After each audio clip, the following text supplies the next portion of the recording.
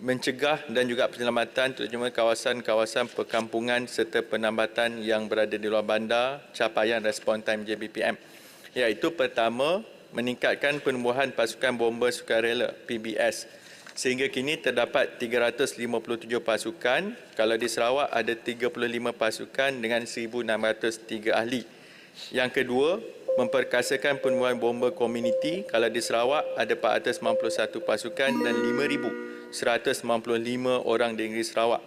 Dan yang ketiga adalah untuk meningkatkan kempen kesedaran keselamatan kebakaran melalui program Satu Rumah Satu Alat Pemadaman Api yang telah melibatkan 650 orang melalui pelaksanaan 25 program.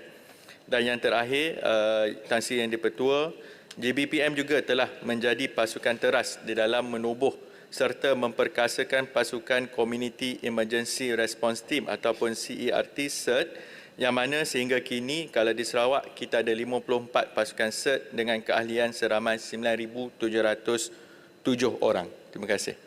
Baik, silakan Lubu Antu. Baik, terima kasih YB Timbalan Menteri atas jawapan.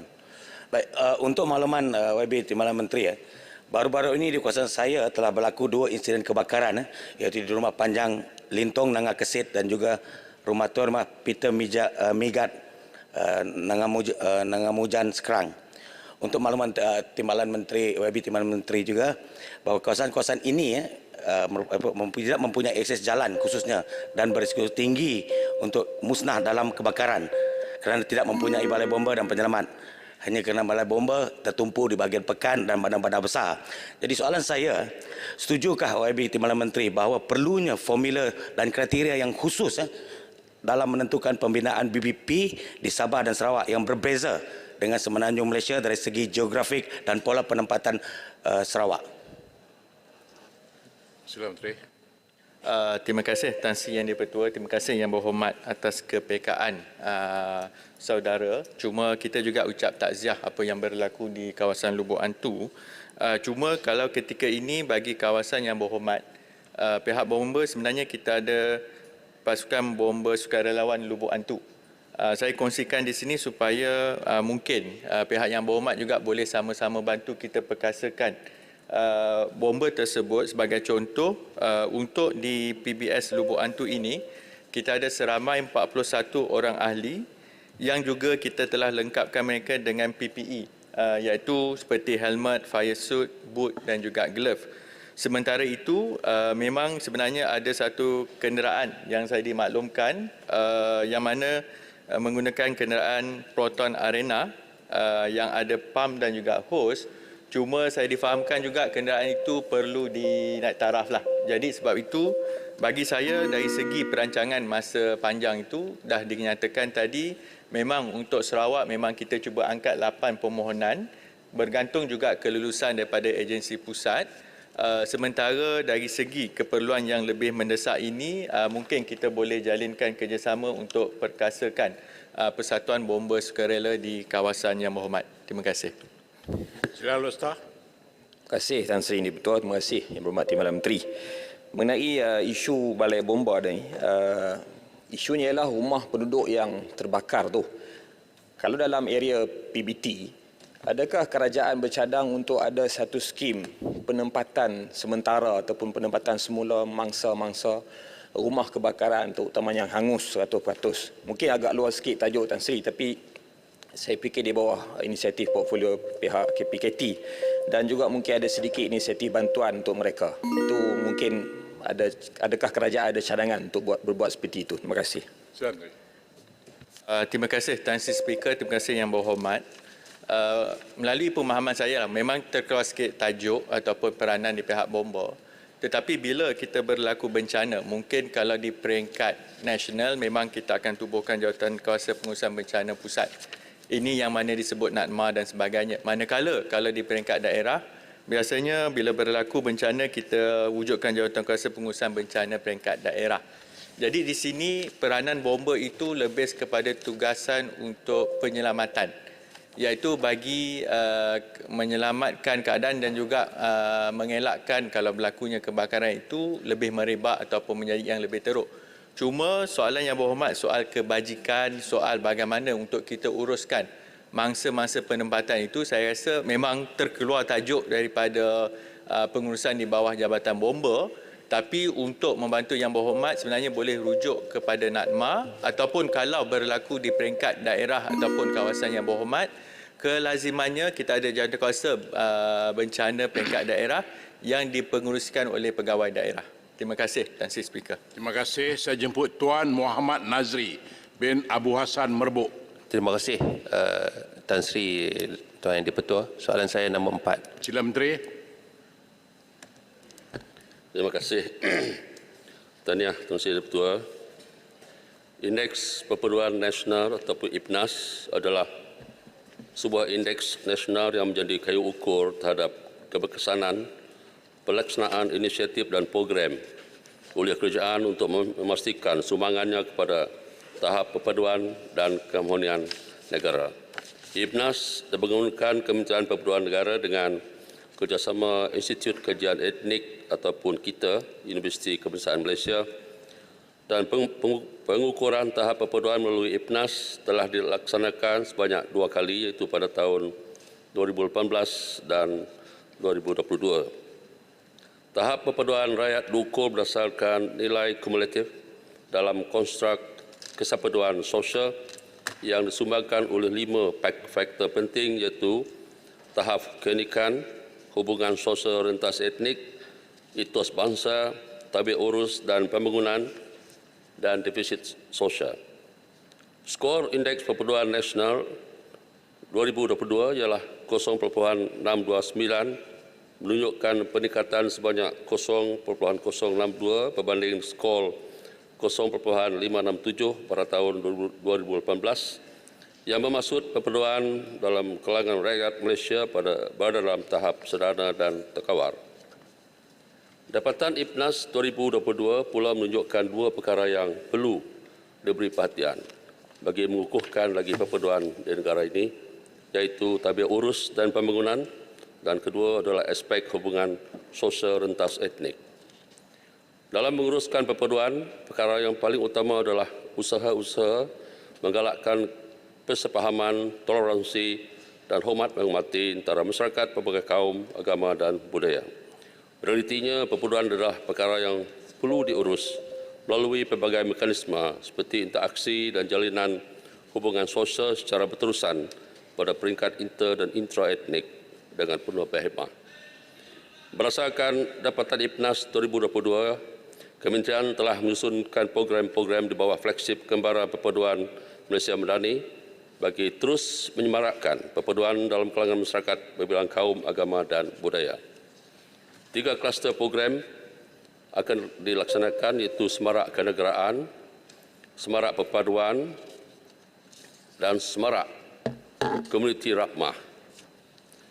Sambutan Minggu Perpaduan 2023 baru saja selesai dilaksanakan di seluruh negara bermula pada 20 hingga 28 bulan Mei 2023 di mana Majlis Perasmian Sambutan Minggu Perpaduan Peringkat Kebangsaan telah disempurnakan oleh ke bawah duli Yang Maha Mulia Sri Paduka Baginda di-Pertuan Agong pada 21 bulan Mei di Kuching, Sarawak. Program ini mendapat sambutan yang sangat menggalakkan daripada masyarakat, di mana kita telah mencapai 2 rekod. Yang pertama adalah peserta paling ramai memakai pakaian etnik dalam satu program, ataupun dengan izin the most participants wearing ethnic attire in an event, almost 2,500 orang. Dan kedua adalah penyertaan kumpulan etnik paling banyak dalam pameran kebudayaan. Rumah etnik, 17 rumah etnik pada masa itu. Sekian, terima kasih. Sila Merbuk.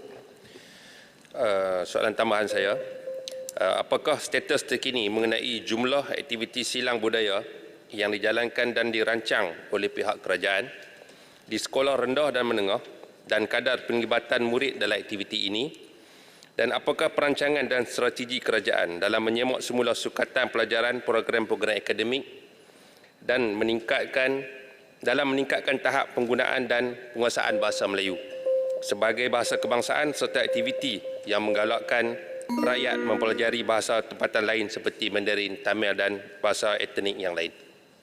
Terima kasih. Menteri. Terima kasih Yang Ketua.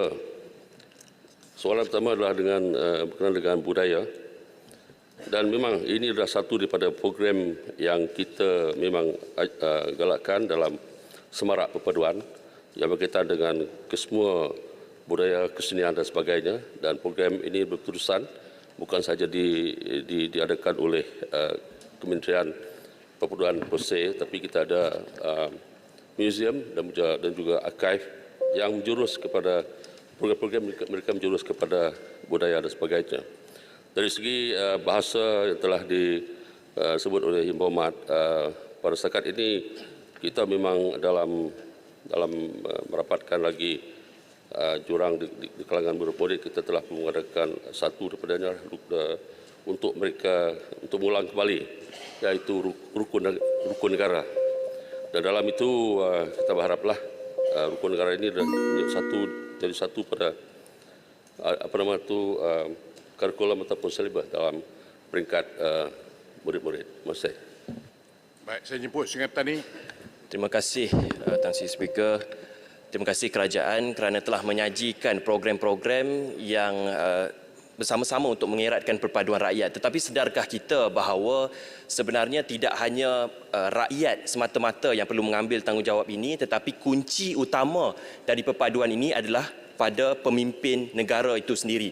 Dan apakah langkah kerajaan ketika kita dalam kehangatan menghadapi pilihan raya negeri yang tidak akan lama lagi, apakah langkah kerajaan untuk memastikan bahawa pemimpin-pemimpin ini tidak berkempen secara ekstrim dan tidak berkempen secara keterlaluan sehingga menyebabkan kegawatan perpaduan dalam negara, tidak kira mana-mana parti, baik parti pembangkang ataupun parti kerajaan. Terima kasih. Sila Menteri. Terima kasih Yang Berhormat. Hasrat kita dalam Kementerian Perpaduan begitu jugalah untuk semua pemimpin tidak akan menyentuh bahan-bahan ataupun isu sensitif dalam masa berkempen dan sebagainya. Dan memanglah itulah kehendak kita dalam Kementerian Perpaduan pun kita memang dalam strategi yang kita telah adakan untuk semua pemimpin-pemimpin kita negara ini untuk melihat dan mengambil tindakan sendiri untuk tidak menjadi lebih ekstrim apabila kita berkempen di mana-mana pilihan raya. Terima kasih.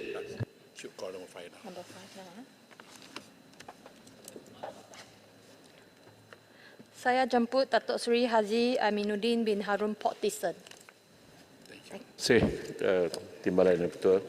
Soalan saya nombor 5.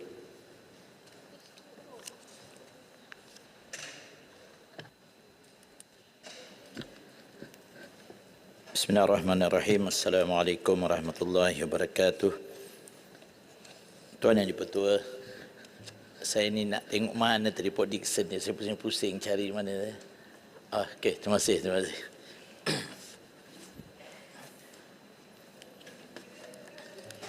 Tuan Yang Dipertua, untuk makluman ahli yang berhormat, pada masa ini terdapat sebanyak 45 kamera automated Awareness Safety System ataupun AWAS atau dahulunya dikenali sebagai Automated Enforcement System AES yang sedang beroperasi dan dikuatkuasakan. Daripada jumlah tersebut, 44 kamera sedang beroperasi sepenuhnya manakala 1 kamera sedang dalam proses pembaikan dan penyelenggaraan. Mengenai persoalan berkaitan keberkesanan penguatkuasaan kamera AWAS ini, kajian yang telah dijalankan oleh Institut Penyelidikan Keselamatan Jalan Raya Malaysia ataupun MIROS mendapati tahap pematuhan penggunaan jalan raya kepada peraturan had laju dan isyarat lalu lintas di lokasi pemasangan kamera tersebut adalah mencecah 99% secara keseluruhannya. Perkara ini seterusnya telah berjaya meningkatkan tahap persepsi ditangkap kerana tidak mematuhi peraturan jalan raya seterusnya telah mengurangkan risiko kemalangan pada jalan raya di lokasi penguatkuasaan kamera AWAS. Dalam hubungan ini, Kementerian Pengangkutan ingin menekankan bahawa penguatkuasaan kamera awas bukanlah bertujuan memerangkap pengguna jalan raya. Perkara ini terbukti dengan pemasangan 3 papan tanda yang memaklumkan lokasi kamera awas beroperasi kepada semua pengguna jalan raya. Sebaliknya, kamera awas adalah bertujuan memastikan semua pengguna jalan raya mematuhi peraturan jalan raya, terutamanya di kawasan-kawasan titik hitam ataupun dengan izin black spot, di mana nahas jalan raya kerap berlaku pada sebelum ini. Penggunaan kamera sebegini telah membolehkan aktiviti penguatkuasaan berlangsung 365 hari dan 24 jam sehari, serta mengurangkan kebergantungan kepada jumlah tenaga manusia iaitu anggota penguatkuasaan yang tinggi. Terima kasih. Port Dickson. Soalan tambahan. Apakah kelebihan penggunaan kamera AES yang dalam menangani kemalangan jalan raya serta apakah pelan dan cadangan kerajaan jika berhasrat untuk mengekalkan penggunaannya? Apakah mekanisme lain yang diguna pakai bagi mengurangkan kadar kemalangan jalan raya di Malaysia? Terima kasih.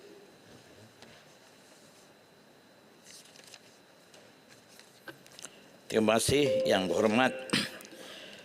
Semua aras jumlah awas, bukan ES. Awas ini kerajaan memang bercadang. Sebab dari melihat kajian yang kita buat, kita insya-Allah akan menambah kamera EAS ini, tetapi mengikut keperluan berapa jumlahnya dalam jangka panjang dan juga melihat impak kewangan memang akan dibuat. Sebab ianya memang berkesan. Sebab dari saya katakan tadi mencapai 99% tahap pengurangan itu di mana tempat-tempat ianya dipasang. Jadi ianya menunjukkan keberkesanan. Penguatkuasaan lain itu seperti biasa-biasalah, kita membuat roadblock dan sebagainya, itu akan diteruskan seperti biasa. Terima kasih. Yang Berhormat Kanga. Okey. Berhormat Kanga. Assalamualaikum warahmatullahi wabarakatuh. Terima kasih. Yang Berhormat Kanga berdiri dulu. Sorry. Minta maaf. Terima kasih Yang Berhormat Speaker. Pada pandangan saya, AES ini adalah untuk mendisiplinkan pemandu dan penunggang motosikal. Namun begitu, penunggang motosikal terdedah kepada bahaya di jalan raya, terutamanya di lebuh raya. Perlahan ataupun laju bagi motosikal, tetap ia berada dalam keadaan berbahaya. Soalan saya mudah saja. Adakah Kementerian Pengangkutan bercadang untuk mengadakan laluan khas untuk motosikal di lebuh raya? Terima kasih. Terima kasih Yang Berhormat. Kajian memang sedang dibuat antara bersama MOT dan juga Kementerian Kerja Raya.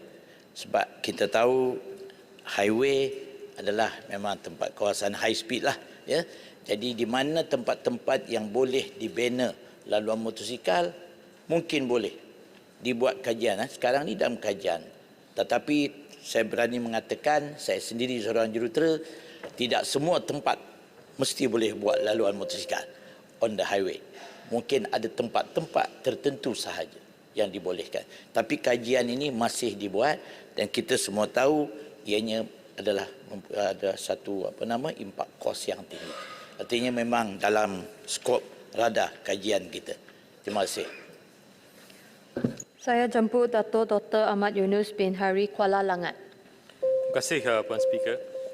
Hospital Tengku Anwar Rahimah sesak menjadi sebutan. Soalan nombor 6, sila Menteri berikan jawapan. Terima kasih Timbalan Yang Dipertua. Terima kasih kepada yang bertanya daripada Kuala Langat. Sebelum saya menjawab pada dua soalan yang diberikan, eloklah saya menyatakan dulu sedikit latar belakang tentang isu ini. Untuk makluman, sebenarnya Yang Amat Berhormat Perdana Menteri telah pun mengumumkan penubuhan pasukan petugas khas, reformasi sektor awam ataupun STAR semasa pembentangan belanjawan pada tahun 2023. Dan penubuhan ini adalah bertujuan untuk membolehkan daya perkhidmatan awam yang terbaik untuk rakyat. Jadi salah satu inisiatif yang dikenalkan oleh pasukan STAR ini bertujuan untuk mengurangkan kesesakan di Jabatan Kecemasan dan Trauma Hospital di Kementerian Kesihatan Malaysia termasuklah di HSTAR. Di bawah inisiatif ini, satu projek rintis melibatkan kluster hospital dan klinik kesihatan telah pun dilaksanakan menerusi penyuraian pesakit atau DIKAN, pesakit bergejala ringan dan bukan kes kecemasan ke klinik kesihatan berdekatan yang dilanjutkan waktu operasi yang dinamakan extended hours untuk tempoh 3 bulan. Perkhidmatan extended hours ini yang dilakukan di klinik kesihatan Bandar Botanik telah pun bermula sejak tahun 2015 tapi diperpanjangkan termasuk pada hari Sabtu, Ahad dan juga cuti umum mulai 25 Mac tahun ini bagi menangani kesesakan Jabatan Kecemasan dan Trauma di Hospital Tengku Ampuan Rahimah Kelang. Jadi kedatangan pesakit ke zon hijau ataupun zon kecemasan bukan kritikal kita di HSTAR ini dipantau secara harian dan bagi mengukur keberkesanan inisiatif yang kita lakukan ini. Projek rintis STAR ini telah menunjukkan keberkesanan dengan purata penurunan bulanan kedatangan pesakit ke zon hijau dalam tempoh 3 bulan iaitu Februari hingga April tahun ini sebanyak 30.6% dan jumlah kehadiran pesakit ke zon hijau menurun daripada jumlah 3,897 orang pada bulan Februari kepada hanya 1,779 orang pada bulan April tahun ini. Manakala pesakit bergejala ringan dan bukan kes kecemasan dari Hospital Tengku Ampuan Rahimah Kelang yang dirujuk ke Klinik Kesihatan Bandar Botanik meningkat dari 219 pesakit pada bulan Mac kepada 543 orang pada bulan April 2023. Dan kemudian jadi barulah saya menjawabnya, implikasi keuangan kepada pelaksanaan projek rintis ini meliputi bayaran insentif kepada pegawai perubatan, tuntutan bayaran kerja lebih masa anggota pelaksana dan juga bayaran utility semasa pelaksanaan projek rintis selama 3 bulan pada hari Sabtu, Ahad, cuti umum adalah dianggarkan sebanyak RM376,088.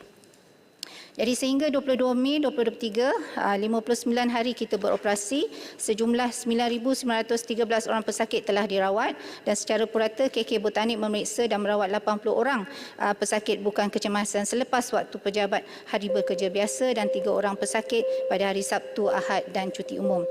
Juga secara purata 25 anggota bertugas pada hari yang bekerja biasa selama 5 jam manakala 45 anggota bekerja pada hari Sabtu dan Ahad juga cuti umum beroperasi selama 13 jam. Kategori anggota yang terlibat termasuklah pegawai perubatan, pegawai farmasi, penolong pegawai perubatan, jururawat, pegawai farmasi, juruteknologi makmal perubatan dan juga juru X-ray, pembantu takbir, pembantu perawatan, maksud seluruh tim lah. Jadi purata menunggu di KK Botanik kita telah kenal pasti antara 30 hingga 60 minit bergantung pada jenis kes, maknanya jauh lebih berkuranglah. Jadi projek rintis ini masih diteruskan dan kita terus laksanakan 5 klinik lain bagi memastikan isu kesesakan di Jabatan Kecemasan Trauma ini dapat diatasi serta melancarkan perkhidmatan kesihatan keseluruhannya kepada rakyat. Terima kasih. Kuala Langat. Terima kasih Menteri, Yang Berhormat Menteri. Soalan saya adalah bilakah projek rintis ini juga akan dimulakan di 5 tempat lagi ataupun sudah dimulakan? Mungkin saya perlukan juga secara perincian ataupun status terkini cadangan-cadangan inisiatif-inisiatif yang dicadangkan oleh STAR sehingga peringkat ini yang bersifat segera, jangka pendek, sederhana dan juga jangka panjang. Begitu juga apakah status program skim perubatan madani yang saya kira juga secara tidak langsungnya memberikan impak bagi mengurangkan kesesakan di hospital-hospital ataupun klinik kerajaan di samping memberikan insentif kepada kumpulan B40. Terima kasih. Terima kasih Yang Berhormat. Berkenaan dengan 5 klinik lain, insya-Allah kita akan melakukan dengan segera dan kita telah pun kenal pasti klinik-klinik mana yang kita akan laksanakan perkara tersebut. Dan kalau tentang detail, insya-Allah saya boleh juga bagi secara bertulis tentang hal perkara detail berkenaan 5 klinik tersebut. Berkenaan dengan skim perubatan madani, Yang Berhormat, kita akan mulakan segera dan sekarang kita sudah peringkat akhir dalam usaha-usaha itu dan kita telah juga melakukan libat urus dengan termasuklah dengan GPs ataupun klinik-klinik swasta, dan insya-Allah kita akan melakukan pelancarannya dalam bulan Jun ini juga insya-Allah. Kotak Melaka. Terima kasih Timbalan Speaker. Menteri, saya nak tanya, dalam usaha kita nak menambah baik masa menunggu untuk pesakit dan juga menyediakan kaki tangan yang mencukupi, bagaimana dengan persediaan kelengkapan, di mana saya beri contoh ya, di Melaka, Hospital Besar Melaka, di mana telah berlaku kerosakan lift. Saya difahamkan lebih daripada 6 bulan lift sana sudah menghadapi masalah. Apabila diwalkan dalam sosial media, YB jawab, terus lift itu sudah diperbaiki. Jadi apakah punca masalah sedemikian sering berlaku? Saya faham barangkali ini bukan saja di hospital di Melaka saja. Di hospital-hospital yang lain barangkali juga hadapi masalah yang sama. Jadi apakah puncanya dan apakah langkah yang akan diambil oleh kementerian supaya perkara-perkara sedemikian dapat dielak demi kebaikan pesakit dan juga keselesaan untuk kaki tangan yang bekerja di hospital tersebut. Terima kasih. Timbalan Speaker.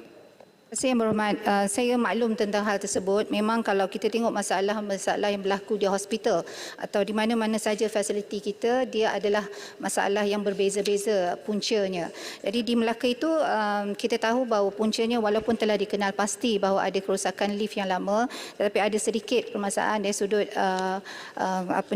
yang membaiki, kontraktor yang membaiki lift tersebut. Tapi apapun alhamdulillah kita telah selesai dengan perkara apa yang berlaku di Melaka itu.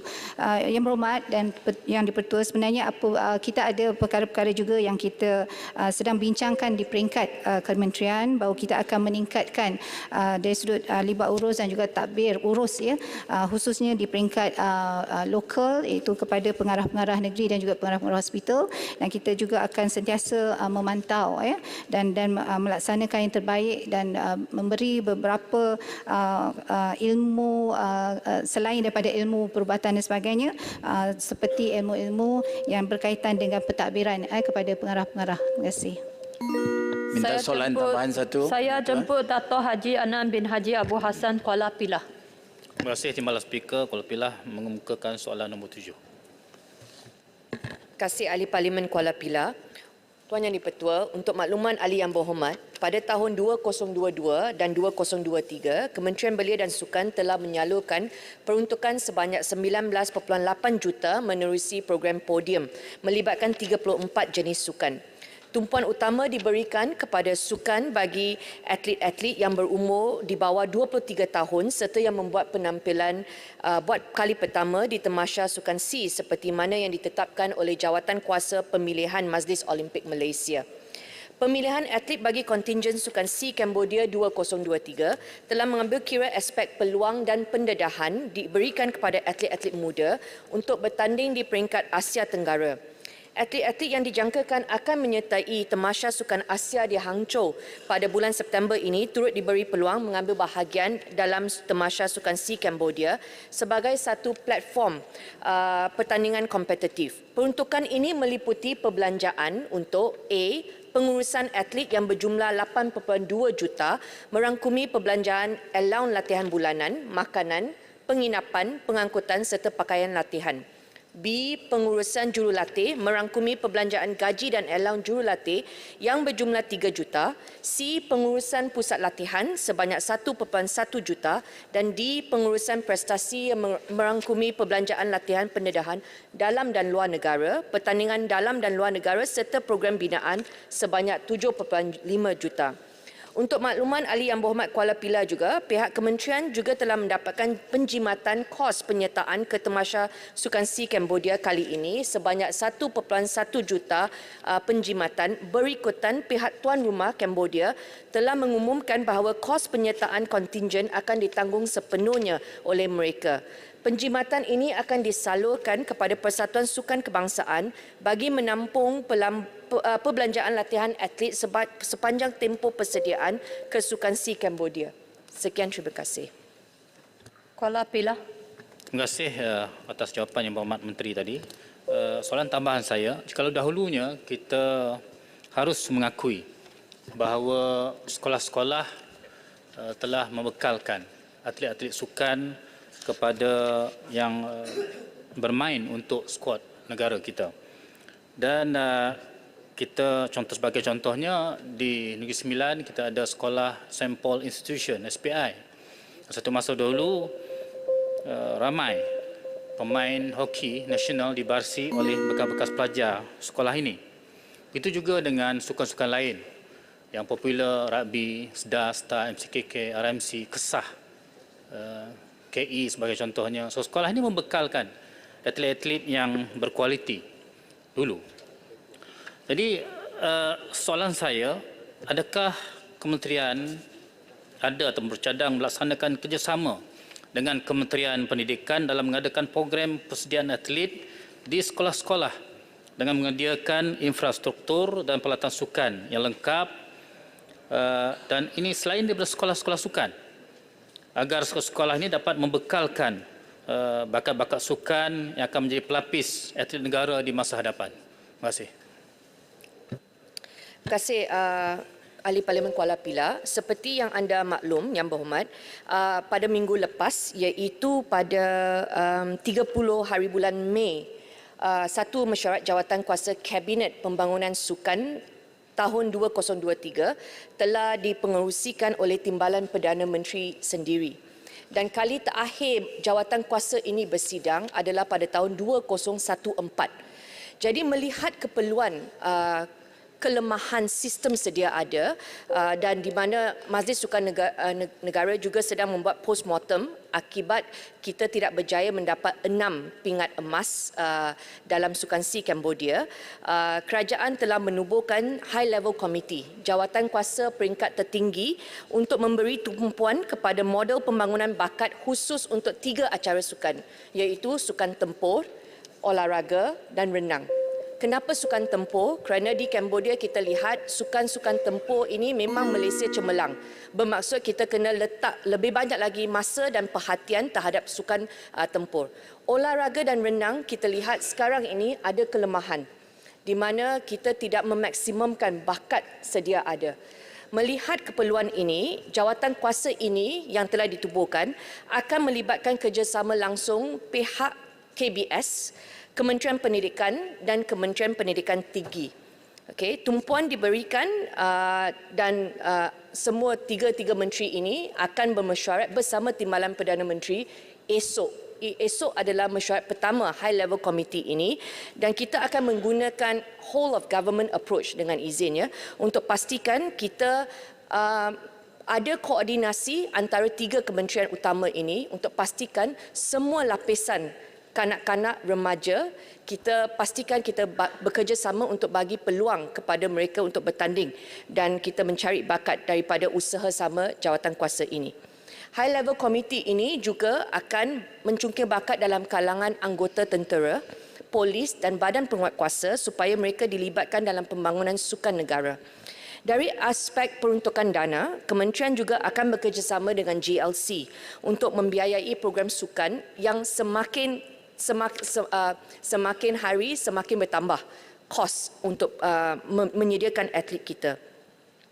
Kita nak pastikan dalam Sukan SEA di Thailand yang akan datang pada tahun 2025 dan Sukan Olimpik juga, RTG, 2 cycle ini, kita nak pastikan persiapan kita mulakan hari ini. Kita tak nak menunggu lagi. Terima kasih. Intera Makota. Terima kasih Tuan Yang Dipertua. Terima kasih Yang Berhormat Menteri. Saya ucap syabas kerana High Level Committee itu sudah mula bekerja. Saya rujuk soalan asal dan perkara terakhir yang disebut oleh Yang Berhormat Menteri, yakni tentang dana dan peruntukan.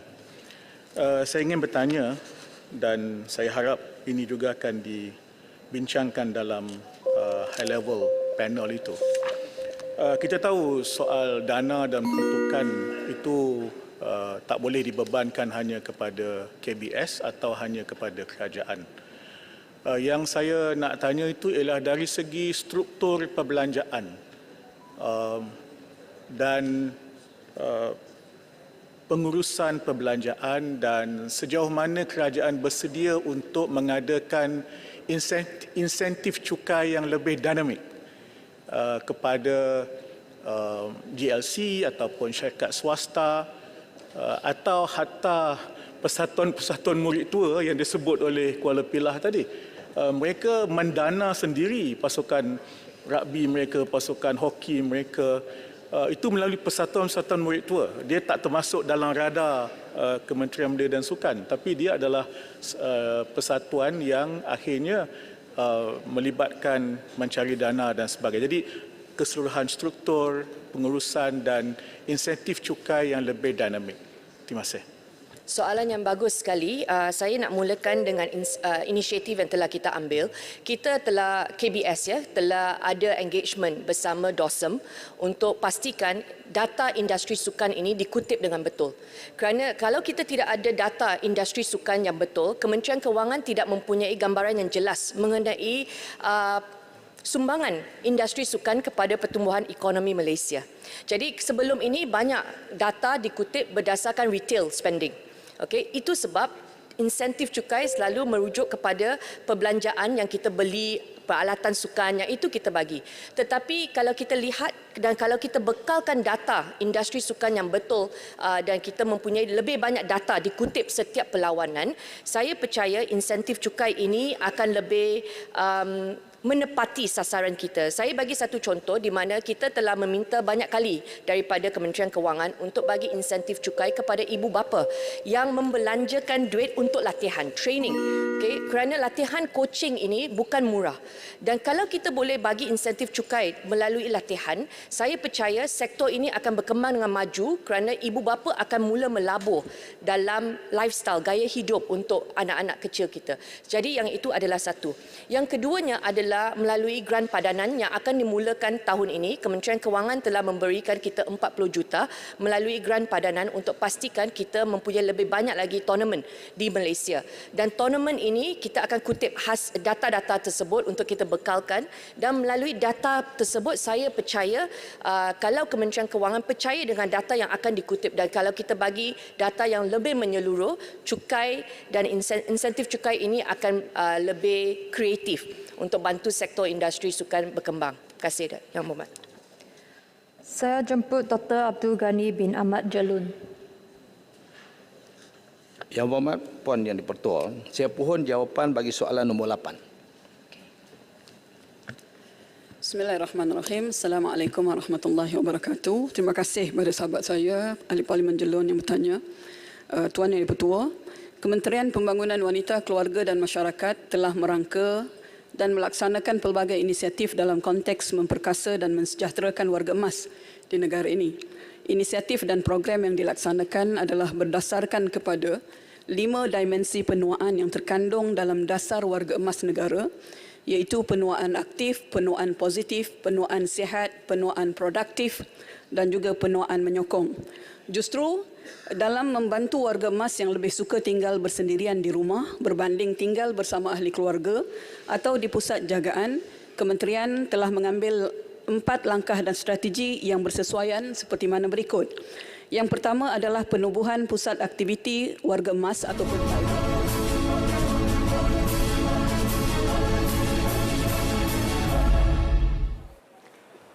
Baik, bertemu bersama saya Hairul Hafiz Yunus untuk langsung dari Parlimen, dan ketika ini soalan nombor 8 bagi aturan urusan mesyuarat bagi pertanyaan-pertanyaan bagi jawab lisan.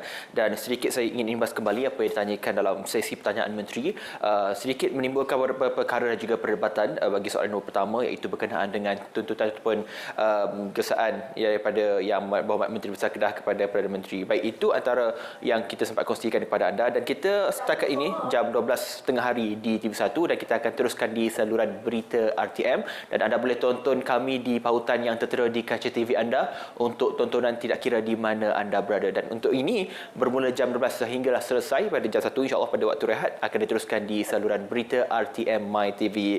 Dan itu kita teruskan lagi, ada beberapa persoalan yang masih lagi berbaki untuk aturan urusan mesyuarat bagi pertanyaan-pertanyaan bagi jawab lisan, dan ketika ini sedang berlangsung bagi pertanyaan kepada Menteri Pembangunan Wanita, Keluarga dan Masyarakat daripada Ahli Parlimen Jelun, yang akan bertanyakan berkenaan dengan isu warga emas dan dijangka akan diteruskan sehingga soalan berikutnya daripada Ahli Parlimen Raup kepada Kuala Krau, Petaling Jaya dan juga beberapa perkara lain yang terkait dalam soal kepentingan dan juga polisi dalam tanah air. Baik saudara, kita akan teruskan siaran di saluran berita RTMI TV dan juga di semua platform yang kami sediakan untuk anda. Terima kasih, jumpa lagi.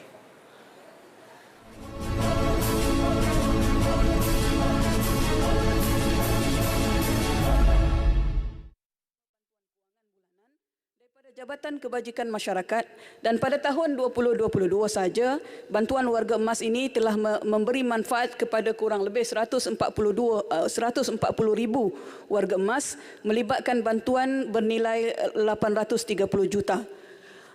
Dan yang keempatnya adalah pelaksanaan program khidmat sokongan sosial setempat, di mana ini adalah perkhidmatan psikososial yang bersifat holistik kepada masyarakat seperti mana sesi bimbingan dan kaunseling, intervensi dan juga art terapi, teknik relaksasi dan juga rujukan bantuan psikopendidikan dan pusat transit sementara yang membentuk kelegaan segera ataupun immediate relief kepada para wanita dan juga kumpulan sasar termasuklah warga emas. Dan pengoperasian PSSS ini telah dilaksanakan secara tetap iaitu ada premis dan juga secara bergerak mobile bagi memastikan ketersampaian perkhidmatan psikososial ini kepada masyarakat dan sehingga kini sejumlah 9 buah PSSS yang telah menyantuni lebih kurang 3,700 warga emas. Tuan Yang di-Pertua. Jalul. Soalan tambahan daripada saya. Yang Berhormat Timbalan Menteri telah menyebut tentang program KBDR. Dan sebagaimana yang kita sedia maklum bahawa kebanyakan warga emas yang terlantar sakit bersendirian, kebanyakannya berlaku di kampung-kampung ataupun di pedalaman. Soalan saya, apakah langkah kementerian untuk memastikan strategi pelaksanaan program KBDR ini berjaya dilaksanakan dengan memberi tumpuan kepada di pedalaman ataupun di kampung-kampung. Yang kedua tentang pawai ataupun pusat jagaan warga emas yang telah disebutkan tadi. Apakah intipati kandungan, pendekatan dan skop bagi mewujudkan satu akta khusus untuk warga emas di Malaysia? Dan bilakah kerajaan bercadang untuk membentangkan RUU warga emas ini, dan model negara manakah yang bakal diambil sebagai model kepada warga emas untuk dilaksanakan di negara kita Malaysia? Dan yang akhirnya tentang bantuan keuangan yang disebutkan tadi, terdapat rungutan daripada waris bahkan daripada warga emas itu sendiri yang menyebut bahawa bantuan bulanan yang diterima semakin dikurangkan dan ada yang dipotong, tidak disambung lagi oleh JKM. Jadi saya pohon penjelasan. Tuan Yang di-Pertua, saya mohon sedikit masa untuk menjawab. Ada 3-4 soalan sebenarnya dan semua soalan itu sebenarnya adalah sangat signifikan untuk menjawab dalam isu-isu berkaitan dengan warga emas.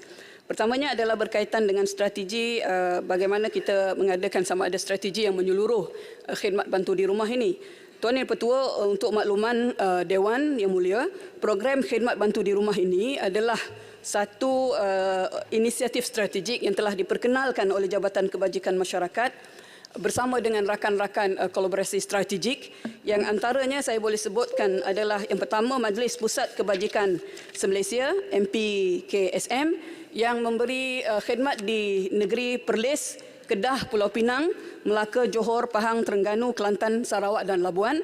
Dan yang keduanya adalah Persatuan Kebajikan Usia Mas Malaysia ataupun Usia Mas yang memberi bantuan ataupun kolaborasi strategik bersama-sama JKM di Selangor, Kuala Lumpur dan juga Negeri Sembilan, Persatuan Bulan Sabit Merah di Negeri Perak dan Majlis Perkhidmatan Masyarakat Sabah untuk Negeri Sabah. Dan untuk makluman Yang Berhormat, sejumlah yang saya sebutkan tadi 225 sukarelawan ini telah pun menjalankan tugas mereka dan untuk makluman juga khidmat bantu di rumah ini memerlukan kerjasama juga daripada komuniti semua termasuklah wakil rakyat di peringkat Parlimen, Dewan Undangan Negeri, Jawatan Kuasa Kemajuan dan Keselamatan Kampung. Adapun yang ditanya berkaitan dengan rang undang-undang warga emas, saya ingin menyebutkan di sini bagi merealisasikan penggubalan akta khusus bagi warga emas, satu pasukan projek khas PPK bagi rang undang-undang warga emas ini telah dilantik pada Mac 2023. Dan PPK ini terdiri daripada pelbagai kementerian dan juga pelbagai pihak, jabatan kerajaan, badan-badan profesional, ahli-ahli akademik dan individu yang berpengetahuan dan juga berpengalaman dalam urusan-urusan yang berkaitan ataupun isu-isu yang berkaitan dengan warga emas. Dan pasukan ini telah pun ditubuhkan bagi memastikan rang undang-undang warga emas ini dapat dibentangkan, dapat digubal secara komprehensif, dan kementerian sedang merangka untuk bacaan pertama, kedua dan ketiga pada tahun hadapan. Dan untuk makluman juga, kandungan dan pendekatan akta ini yang akan dicadangkan adalah hasil daripada kajian komprehensif yang telah dijalankan melalui kerja lapangan, analisis perbandingan dengan negara-negara lain, dan juga maklum melalui sesi konsultasi dan sesi tumebual yang mendalam dengan pelbagai pihak. Dan cadangan kandungan draft rang undang-undang warga emas ini adalah seperti berikut. Pertama, melindungi kebajikan warga emas. Kedua, melindungi hak asasi warga emas. Ketiga, memperkasakan warga emas. Keempat, memperkasakan ahli komuniti. Kelima, mewujudkan sistem sokongan yang kuat untuk warga emas terus berdaya saing juga dan bermanfaat kepada masyarakat. Dan yang keenamnya adalah mewujudkan sistem sokongan yang kukuh untuk para penjaga-penjaga warga emas. Dan seperti yang saya sebutkan tadi, rang undang-undang ini disasarkan untuk bacaan kali pertama di Dewan Yang Mulia pada tahun 2024 berdasarkan kepada perancangan garis masa melibatkan prosedur penggubalan rang undang-undang, khususnya rundingan bersama pihak-pihak berkepentingan.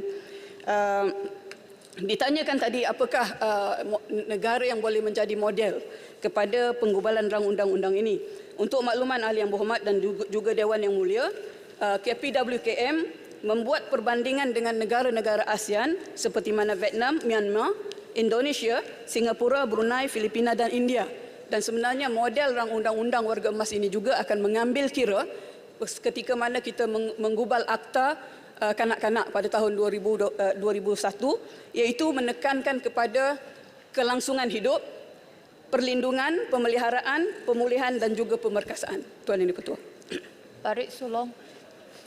Okay, terima kasih. Jawapan tentang bantuan keuangan dikurangkan atau dipotong itu tak dijawab. Mohon jawapan.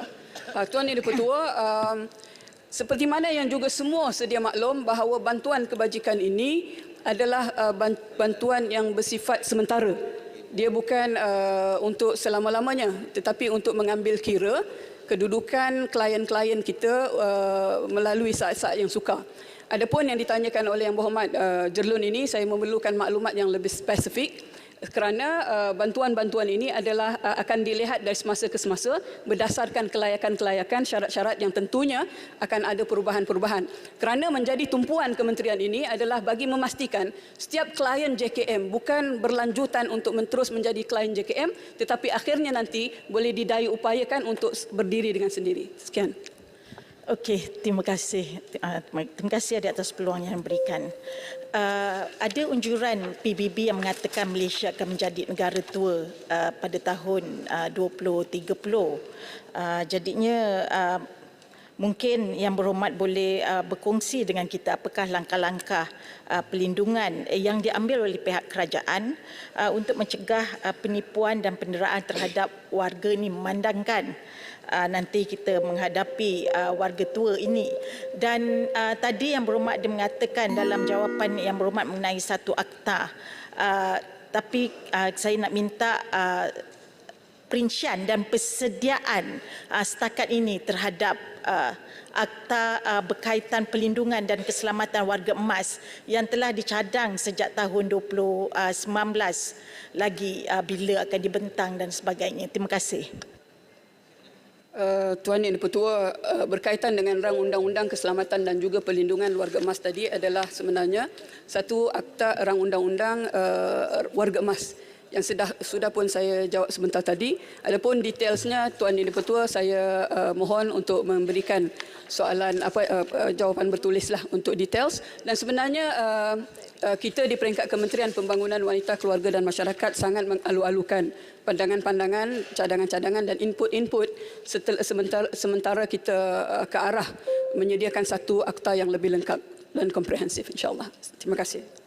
Saya jemput Tuan Chow Yu Hui Rao. Terima kasih Puan Speaker. Soalan saya, soalan 9. Terima kasih. Sebelum ini saya ingin mengalu-alukan penuntut-penuntut dan warga Universiti Teknologi Maras dari Seremban yang berada di Dewan Yang Mulia ini. Puan Yang Di-Pertua, Kementerian Pendidikan Malaysia melalui Institut Aminuddin Baki IAB telah melantik seramai 4,909 orang calon pengetua dan guru besar PGB untuk mengikuti program kelayakan profesional pemimpin pendidikan kebangsaan atau kita selalu sebut NPQEL yang dengan izin is a National Professional Qualification for Education Leaders dalam tempoh tahun 2018 hingga 2022. Bagi tahun 2023 pula seramai 705 calon sedang mengikuti program tersebut. Bagi mengisi kekurangan pengetua guru besar di sekolah-sekolah, KPM mengambil langkah yang proaktif seperti berikut. Menyediakan pelan pengantian pemimpin sekolah untuk mengisi kekosongan PGB, membuat unjuran keperluan latihan calon PGB untuk mengikuti kursus MPQEL bagi tahun berikutnya, mengenal pasti dan mencalonkan guru yang berkelayakan untuk mengikuti kursus MPQEL secara berterusan, mengadakan sesi perjumpaan rundingan cara bersama dengan lembaga pengelola sekolah LPS, pihak berkuasa mubalik PBM bagi membincangkan keperluan untuk menyediakan unjuran kekosongan dan pengisian jawatan PGB dalam tempoh 3 hingga 5 tahun serta mengenal pasti calon yang bersesuaian bagi mengikuti program MPQEL khusus bagi mengisi kekosongan di SJKC dan sekolah mubalik. Membuat hebahan iklan permohonan untuk mengikuti kursus MPQEL melalui portal KPM di dalam sistem modul pengantian pemimpin sekolah MPPS dan mengadakan promosi bagi menggalakkan lebih ramai guru terutama yang telah berada di jawatan pentadbiran untuk memohon mengikuti kursus MPQEL seperti melaksanakan sesi jerayawaran MPQEL di peringkat Jabatan Pendidikan Negeri bagi memberi pemahaman yang lebih jelas di semua peringkat berkaitan pelaksanaan MPQEL. KPM berkomited dalam memastikan langkah yang dilaksanakan dapat meningkatkan bilangan kumpulan bakat talent pool dengan izin yang berkelayakan untuk dilantik sebagai pengetua dan guru besar di semua sekolah di bawah KPM. Sekian, terima kasih. Rao. Ya, soalan tambahan. Memandangkan sekarang banyak sekolah masih kekurangan pengetua atau guru besar, harap KPM mengambil tindakan yang sewajarnya untuk memastikan kekosongan PGB diisi secepat mungkin dan pool atau stok PGB yang berlayak disediakan. Saya nak tanya, apakah syarat-syarat bagi permohonan NPQEL? Sekian. Puan Yang Di-Pertua, terima kasih YB Rao. Yes, betul kita memang dalam sangat perhatian tentang kekurangan pool, iaitu dalam pool untuk pengetua dan guru besar. Berkenaan dengan syarat-syarat permohonan MPQEL, terdapat syarat-syarat umum dan syarat-syarat khusus. Saya akan menjawab secepat mungkin. Syarat-syarat umum yang diperlukan, pertama mesti disahkan pecalon itu dalam perkhidmatan dan juga mencapai tahap prestasi yang ditetapkan, iaitu sekurang-kurangnya 85% berdasarkan wajaran LNPT atau PPP bagi 3 tahun terakhir, bebas daripada tindakan tatar tertib, mesti mengisytiharkan harta, lulus tapisan keutuhan Suruhanjaya Pencegah Rasuah Malaysia, bebas daripada senarai peminjam tegar institusi pinjaman pendidikan dan diberakukan oleh ketua jabatan. Dari segi pihak khusus, bagi guru besar, pemohon telah dinaikkan pangkat berada di grade dari DG 32, 34, 38, 41, 42, 44 dan 48 atau sekurang-kurangnya 5 tahun di grade DG 29. Bagi pengetua, pemohon telah dinaikkan pangkat berada di grade DG 48, 52 dan 54. Mempunyai pengkhususan dalam bidang tertentu iaitu bidang umum, bahasa BU, bidang Cina, BC dan bidang Tamil, BT. Lulus sijil kelayakan profesional kepengetuan kebangsaan dan juga MPQEL, mempunyai untuk memohon MPQEL, mempunyai pengalaman sekurang-kurangnya 3 tahun berkhidmat sebagai guru kanan mata pelajaran, ketua bidang, guru penolong kanan termasuk guru penolong kanan yang dilantik secara pentadbiran di SKMB, ya, jawatan-jawatan pentadbiran di PPD, JPN, di bahagian IAB, IPG dan di KPM, mempunyai sekurang-kurangnya 5 tahun tempoh perkhidmatan sebelum bersara dan melepasi tahap kesihatan yang memuaskan. Ini adalah syarat-syarat yang diperlukan. Terima kasih. Kulim Bandar Baru. Okey, terima kasih kepada Tuan Yang Bertuah. Okey, mengenai permasalahan permohonan untuk NQPL ni, mengikut pengalaman saya di mana agak kurang guru-guru yang ingin memohon memasuki kursus ini disebabkan kerana salah satunya kalau ada pun guru-guru yang mengikuti kursus kepengetuaan ataupun nak menjadi guru besar ni, mereka kadang-kadang dipaksa untuk mengisi oleh guru besar sendiri ataupun oleh PPD. Ini saya nampak ada satu sebab kerana seperti yang saya cakap dulu, iaitu kerana kementerian ataupun kerajaan masih lagi mengekalkan allowance pengetua ataupun guru besar yang terlalu rendah. Kita tengok allowance guru besar hanya RM200, sedangkan tanggungjawab yang dipikul adalah terlalu besar. Jadi saya mohon supaya allowance guru besar ini ditambah supaya bersesuaian dengan tanggungjawab yang dipikul. Barulah orang kata kursus NQPL ini mendapat sambutan yang hebat daripada guru-guru, daripada penolong kanan. Yang keduanya iaitu adakah kementerian bercadang supaya permohonan untuk setiap sekolah itu ditambah. Sekarang ni hanya satu saja permohonan untuk guru untuk mengikuti NQPL, dan adakah kementerian bercadang untuk mengemas-kini pengambilan guru-guru untuk kursus NQPL ni, di mana ada yang guru yang masuk ke NQPL ni kadang-kadang mengalami sakit. Contohnya terpaksa ada penyakit dia kena dialisis, ada juga masalah mental disorder. Mereka masih terlibat dalam ini. Adakah perkara ini diteliti sebelum pengambilan diambil? Terima kasih. Terima kasih Yang Berhormat Bandar Kulim Baru. Terima kasih Yang Berhormat kerana sangat-sangat prihatin atas isu pendidikan. Okey, betul. Yang saya jawab yang ketiga dulu tentang penyakit, sakit-sakit. Yang ini seperti tadi saya telah cakap, semua kita mesti, sesiapa yang akan memohon MPQEL mesti melepasi tahap kesihatan yang memuaskan.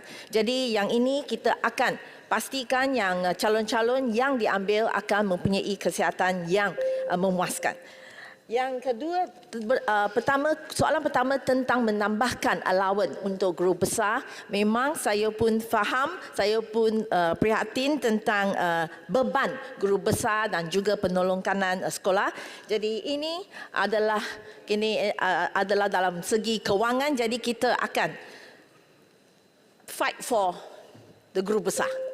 Okey, yang lagi satu tentang sama ada kita akan berapa calon yang akan memohon untuk MPQL, kita memang akan mengikut keperluan proses-proses yang sewajarnya untuk mengambil berapa calon yang kita perlu. Kita akan juga mengambil kira tentang guru besar yang akan bersara, sama ada bersara awal atau bersara wajib.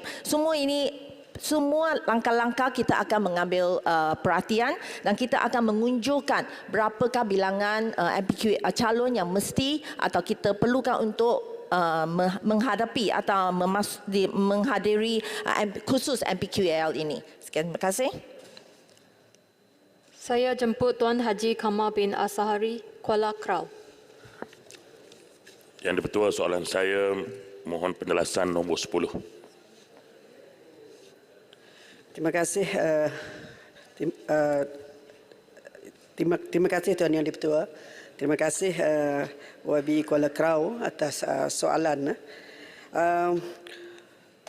Kementerian KKDW sentiasa prihatin dan sedar akan nasib yang akan dialami oleh pekebun-pekebun kecil yang terlibat akibat cuaca panas yang panjang di negara sehingga mengurangkan produktiviti tanaman getah. Untuk makluman YB, Kementerian melalui RISDA telah berhubung dengan dan bekerjasama dengan agensi-agensi seperti Jabatan Meteorologi Malaysia, MET, Jabatan Alam Sekitar serta Jabatan Bomba dan Penyelamat bagi mendapatkan maklumat terkini tentang lokasi-lokasi yang dikenal pasti berada di titik panas.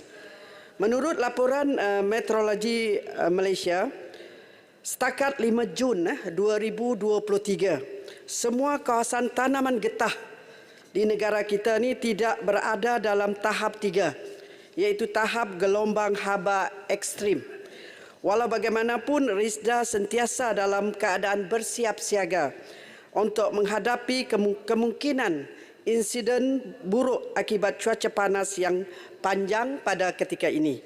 Dan untuk makluman yang berhormat juga, tanaman getah mampu beradaptasi dengan perubahan cuaca panas yang mana akar tunjangnya yang jauh ke dalam tanah membolehkan tanaman getah mendapatkan sumber air.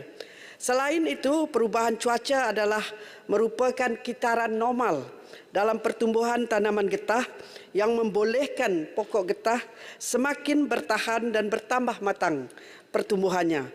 Walau bagaimanapun, sekiranya fenomena cuaca panas ini berlanjutan dalam tempoh yang lama adalah dikuatiri menjejaskan produktiviti getah.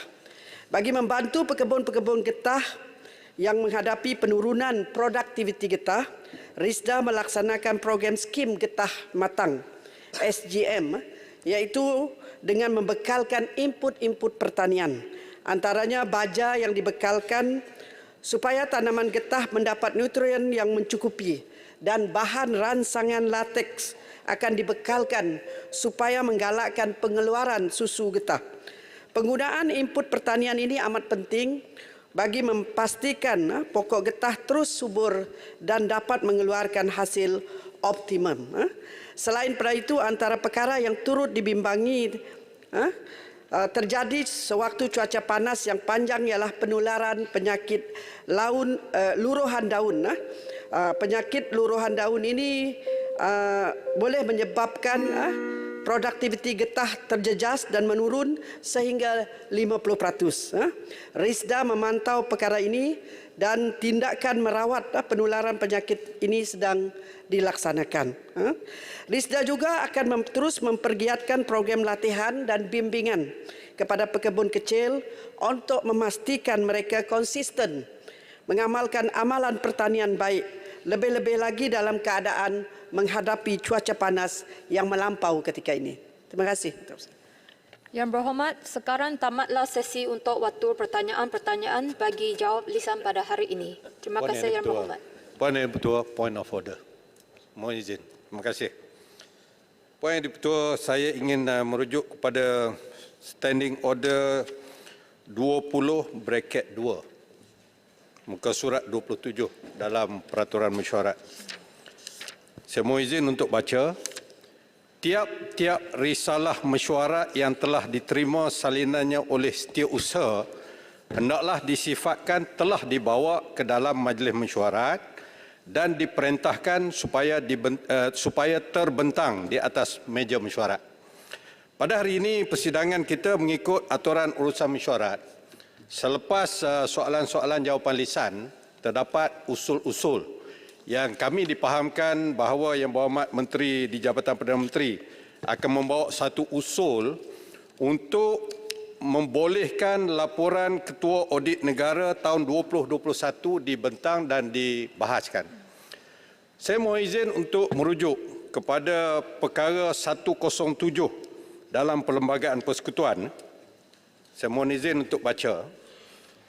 107 Fasal 1, Ketua Audit Negara hendaklah mengemukakan laporan-laporannya kepada Yang di-Pertuan Agong dan hendaklah laporan itu dibentangkan di hadapan Dewan Rakyat. Itu Fasal 1. Fasal 2, satu naskah mana-mana laporan yang berhubungan akaun sesuatu negeri atau berhubungan dengan akaun-akaun bagi mana-mana pihak berkuasa awam yang menjalankan kuasa-kuasa yang diberi oleh undang-undang negeri hendaklah dikemukakan kepada Raja atau Yang di-Pertuan Negeri bagi negeri itu dan hendaklah menyebabkan laporan itu dibentangkan di hadapan Dewan Undangan Negeri. Puan Yang di-Pertua, pihak pembangkang kami menghujahkan bahawa laporan Ketua Audit Negara berdasarkan perkara 1071 berkaitan dengan Kementerian Jabatan Persekutuan hanya perlu dibentangkan sahaja di atas meja ahli-ahli parlimen di dalam Dewan Rakyat. Dan ianya telah pun dilakukan pada 16 Februari 2023. Semakan kami, kajian kami menunjukkan sepanjang perjalanan Dewan Rakyat di negara ini, tidak pernah laporan Ketua Audit Negara dibentang untuk dibahaskan berdasarkan peruntukan perkara 107 Fasal 1 tadi. Atas dasar itulah kami berpandangan bahawa usul untuk membolehkan laporan Ketua Audit Negara 2021 dibahaskan adalah bertentangan dengan standing order dan juga Perlembagaan Persekutuan. Oleh sebab itu, pihak pembangkang mohon satu arahan daripada Puan Yang di-Pertua, daripada Speaker untuk menyatakan apakah asas laporan Ketua Audit Negara dibentangkan, kerana kita menjaga pihak kerajaan akan menjawab tidak ada peruntukan yang mengatakan laporan Ketua Audit Negara boleh dibahaskan. Saya membayang begitu. Tetapi saya ingin mengingatkan di dalam undang-undang, kalau tidak ada undang-undang bertulis, ianya dipanggil satu convention, amalan yang dilakukan. Kalau tidak ada bertulis, ada amalan. Amalan sepanjang ini di dalam parlimen, laporan Ketua Audit Negara tidak pernah dibahaskan dan ianya menjadi satu peraturan dan undang-undang. Jadi atas dasar itu kami mencadangkan supaya usul ini tidak dibentangkan untuk dibahaskan di sini. Terima kasih. Yang Berhormat Speaker, saya juga ingin bangkitkan peraturan mesyuarat lanjutan daripada peraturan mesyuarat yang dibuat oleh Yang Berhormat Kota Baru. Peraturan mesyuarat 77.1C ataupun boleh dibaca keseluruhan 77.1 itu, iaitu pembentukan 71 adalah pembentukan jawatan kuasa kira-kira PSC, dan 71C jelas sekali menyatakan bahawa penyata-penyata kira-kira negara yang dibentangkan dalam majlis mesyuarat mengikut perkara 107 itu hendaklah diperiksa dan diambil tindakan oleh PSC. Kalau kita baca usul ini, kertas akhir di para terakhir usul kerajaan ini, saya baca Yang Berhormat Speaker, bahawa dalam Ketua Audit Negara melaksanakan mandatnya, Dewan Yang Mulia ini menyuruh agar semua pihak bersatu dan menyokong bersatu hati dan menyokong kerajaan, tak apalah yang tu politik, agar dapatan audit dan syur yang terkandung dalam laporan tersebut dapat diambil tindakan dengan serius oleh pihak terlibat. Pihak terlibat dalam peraturan mesyuarat adalah PSC, dan lazimnya 23 tahun saya duduk dalam parlimen ini, PSC lah yang mengendalikan proceeding untuk menyemak sebarang komen daripada laporan audit yang dikemukakan di parlimen. That is the job of the PSC. Tanggungjawab PSC untuk membentuk proceeding, panggil saksi, panggil KSU, panggil pegawai-pegawai daripada kementerian untuk membuat proceeding seperti yang ditegurkan oleh PSC, Jabatan Laporan Audit. Itu adalah tugas PSC, dan usul ini menindakkan tugas PSC dan mengecil-kecilkan tugas PSC. So, saya setuju Kota Baru bahwa usul ini perlu tidak diteruskan oleh kerajaan. Satu Speaker, kalau tak ada usul, tak ada undang-undang, angkat usul persendirian. Arau banyak usul persendirian dalam aturan urusan mesyuarat ini. Bukan bawa usul yang bercanggah dengan peraturan mesyuarat dan bercanggah dengan peraturan perlembagaan persekutuan. Terima kasih. Yang Berhormat Speaker, mohon dengan izin, selaku pengurusi PAC, saya tidak nampak relevannya usul pembentangan lakan ini memandangkan PAC diberikan kuasa penuh. Kuasa penuh untuk di bawah majlis, di bawah peraturan mesyuarat sebagaimana yang telah dinyatakan oleh Beluran. Malah punca kuasa PAC juga, Yang Berhormat Speaker, untuk menyiasat isu yang dibangkitkan dalam lakan jelas di bawah arahan pembenaran 304A, 304B. Dan bagaimanapun ahli-ahli Dewan ni, kalau nak bertanya soalan spesifik kepada kementerian, soalan saya, adakah YB Menteri yang akan menjawab isu ini? Contoh, kalau soalan itu isu yang berbangkit adalah isu KDN, adakah YB Menteri KDN juga yang akan menjawab? Dan kita perlu sedar, Yang Berhormat semua, bahawa Ketua Audit Negara yang sediakan laporan ini masih belum dilantik sejak Yang Berbahagia Datuk Seri Nik Azman Nik Mohamad tamat pada Februari yang lepas. Dah masuk 4 bulan, Yang Berhormat Speaker. Jawatan Ketua Audit Negara masih belum diisi. Dan ini adalah kelemahan utama kerajaan yang ada pada hari ini kerana memandang rendah kepada institusi audit ini. Dan sedangkan jawatan Ketua Audit Negara tidak diisi, kita di sini pula nak membahaskan laporannya. Dan perlu diingatkan bahawa laporan Ketua Audit Negara ini, iaitu the man who responsible to this report must be here to answer it. Dan sebab itulah dengan izin saya menyatakan bahawa Yang Berhormat Menteri bukannya yang perlu menjawab tetapi adalah Ketua Audit Negara. Dan kalaupun diputuskan untuk menteri untuk menjawab, siapa yang akan sediakan jawapannya? Adakah bukan kita nak membebankan pegawai audit itu sendiri? Dan sebenarnya mereka tidak bertanggungjawab pun untuk menyediakan jawapan kepada Yang Berhormat Menteri, dan mereka hanya melaksanakan pengauditan, Yang Berhormat Speaker, dan kita bebankan untuk mereka sediakan pula jawapan kepada menteri-menteri ini. Dan sedangkan mereka ni dah pun terpaksa defend sebelum ini untuk segala pengauditan yang dilakukan oleh, maksudnya dengan KSU. Dan saya nak bertanya, apa yang berlaku sebenarnya? Tak pernah dibuat sebagaimana telah dinyatakan oleh Kota Baru sebelum ini. Tetapi hari ini kerajaan madani yang kita dengar hari ini nak melaksanakan perkara yang tak pernah dibuat sebelum ini. Dan kita nak menyedihkan, yang paling menyedihkan, Yang Berhormat semua, mereka tiada ketua. Mereka tak ada ketua. Dan kalau kita tengok, pinjam sekejap, Perlembagaan Persekutuan, di bawah Perlembagaan Persekutuan, di bawah 105 menyatakan tentang Ketua Audit Negara, di bawah 106 menyatakan tentang tugas dan tanggungjawab Ketua Audit Negara, di bawah Perlembagaan Persekutuan 107 yang telah dinyatakan oleh Kota Baru sebentar tadi. Semuanya adalah berkisarkan tentang peranan Ketua Audit Negara dan bukannya menteri. Dan sebab itulah Yang Berhormat Speaker, dan katanya perbahasan ini yang mana telah dinyatakan oleh Tan Sri Speaker, yang ini adalah untuk mereformasikan Parlimen sebagaimana yang dinyatakan dalam interview di bawah utusan Malaysia sebagai laporan media semalam, yang mahu ahli Parlimen itu membaca laporan Ketua Audit Negara. Tapi saya berpandangan ini bukanlah cara ataupun kaedahnya, dan betapa ramai juga ahli Parlimen yang tidak membaca laporan PSC.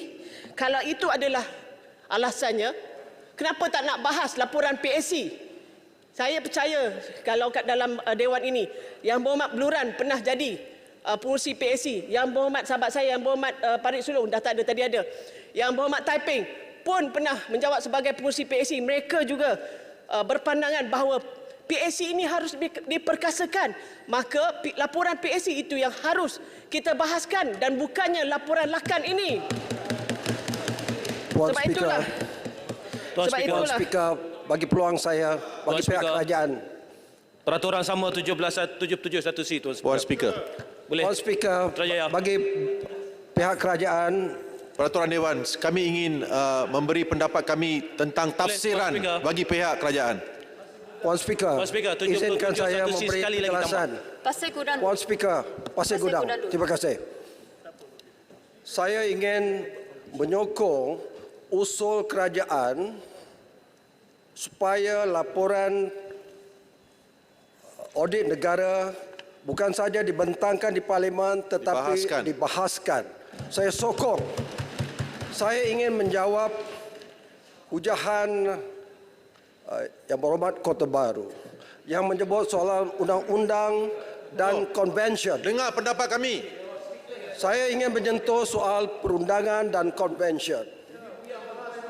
Kalau selama ini, dengan izin Puan Speaker, bagi peluang kerajaan, pihak kerajaan menjelaskan, kita dengar tadi sekian lama. Bagi peluang saya menjelaskan. Ini isu perundangan. Bagi peluang saya menjelaskan. Mengapa takut? Kenapa takut? Mengapa takut? Laporan audit negara dibentangkan di Parlimen. Kenapa takut? Parlimen mesti telus. Kita mesti telus. Perbelanjaan. Siapa yang takut, Yang Berhormat? Ahli-ahli Yang Berhormat, sila duduk dulu. Siapa yang takut, Yang Berhormat?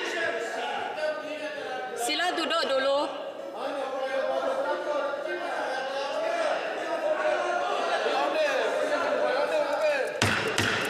Sila duduk dulu. Boleh duduk kah? Duduk dulu. Yang Berhormat. Ya, betul. Boleh duduk dahulu. Yang Berhormat.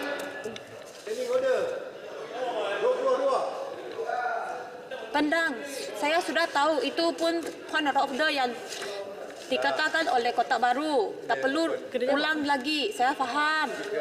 Okey. It exit conference answerable to Puan the Speaker, pendang duduk. atas isu peraturan. Kita tidak boleh menerima pendapat Yang Berhormat Kota Baru sebagai pendapat yang betul. Tuan Speaker. Kerana atas isu peraturan, biarkan saya habis dulu. Tuan Speaker, 77(1)C. Peraturan 22. Tuan Speaker. Puan Speaker, 77(1)C, Tuan Speaker. ketika Yang Berhormat Kota Baru menjadi menteri, beliau juga telah pun tersilap apabila memaklumkan bahawa ordinan darurat telah pun dimansuhkan. Jangan lupa.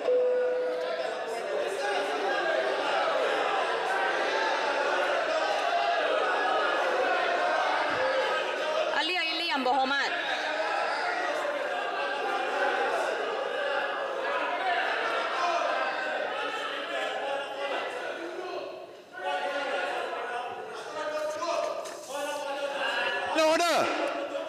Puan Speaker, terima kasih Puan Speaker. Puan Speaker, saya percaya pihak pembangkang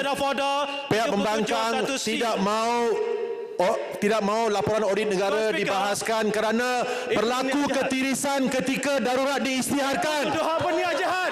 Tarik balik. Ketika pimpinan Yang Berhormat Pago, banyak ketirisan dilaporkan dalam laporan itu. 77(1)C, point of order. Mereka tidak mahu laporan audit negara dibahaskan.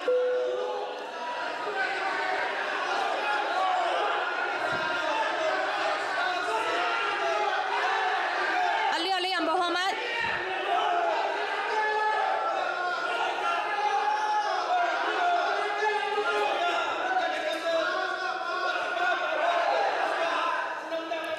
Ahli-ahli Yang Berhormat, sila duduk dulu.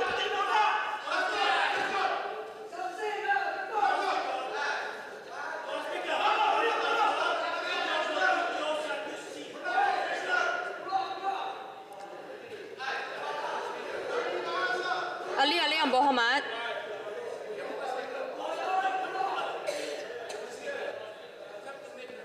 Yeah, I want to make the decision, but you're Tuduhan shouting. jahat.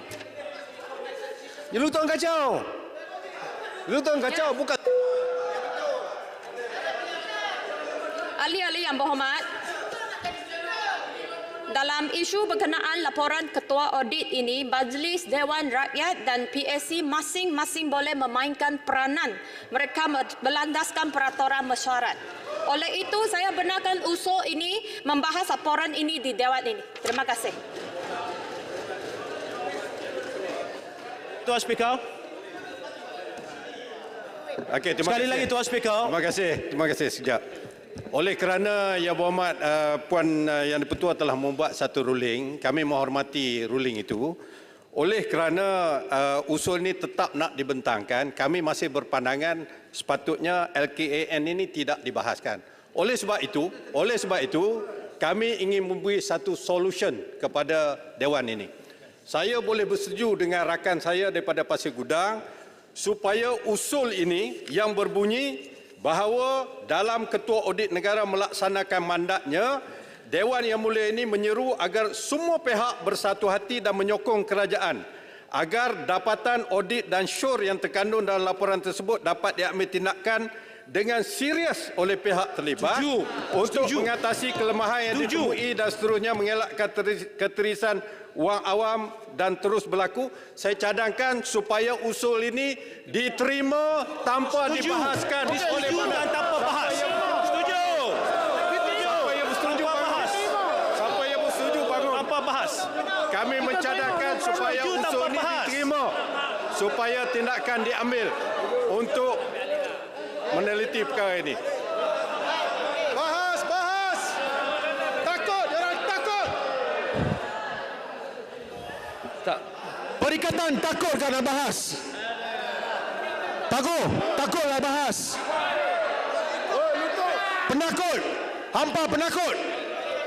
Bodoh. Kalau berani bahas Awak seorang yang bodoh.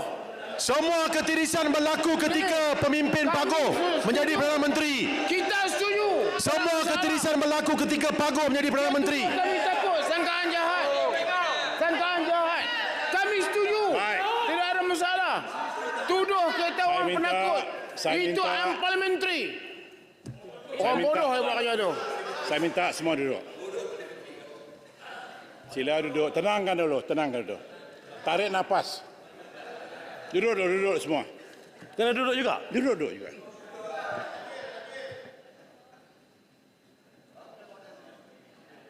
Tenang. Ya, Berhormat boleh ikut? Ya, terima kasih. Lain dengan cakap. Ya, Berhormat Tan Sri, saya pun menambahkan satu lagi tahniah kepada Tan Sri. Terima kasih.